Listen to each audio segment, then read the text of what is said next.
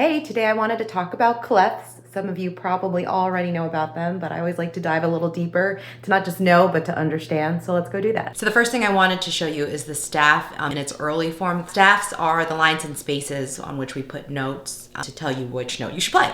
Originally, the staff had 11 lines on it. You can see there's a dotted line right there in the middle. That is middle C, which on the piano is the middlemost C. Eventually that middle line goes away. The staff is broken into two parts, 5 lines on the top, a space, and then 5 lines on the bottom. To differentiate between those two sets of lines, they created the treble clef and the bass clef. The treble clef tells you what notes you should be playing above middle C, and the bass notes indicate notes you should be playing below middle C. We're going to focus on the treble clef real quick. Another name for the treble clef is actually the G clef, and the reason it's called the G clef is when it was originally designed, it looked like a G from that time period, and it eventually evolved into the symbol we know it as today. Another reason it's called the G clef is it shows us the G above middle C. There's a little swirl on the bottom.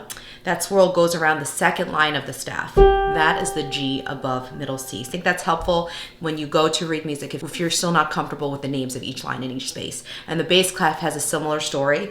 If you imagine those dots on the bass clef were lines, it kind of looks like an F. And eventually it evolved into the symbol that we know today. And the other name for the bass clef is, you guessed it, the F clef. And the reason it's called the F clef is it shows us the F below middle C on the staff. This F right here. Those two dots are on either side of the bass F line. You know that, I feel like it helps you once again read music a little bit easier. When we put the treble and the bass clef together, that's called the grand staff, and that kind of covers a whole range of notes. If you're playing the piano, that's what you would use. Two other clefs I want to go over are the alto and the tenor clef. Now the clef symbol looks very mumuch the same. You can see one is just higher than the other, and the reason is a middle point on the bracket indicates middle C. So on the alto clef, this line is middle C, and then on the tenor clef, this line is middle C. I've never used those clefs before personally. I would love to learn a few other instruments, so one day maybe I will. So thanks, have a good one.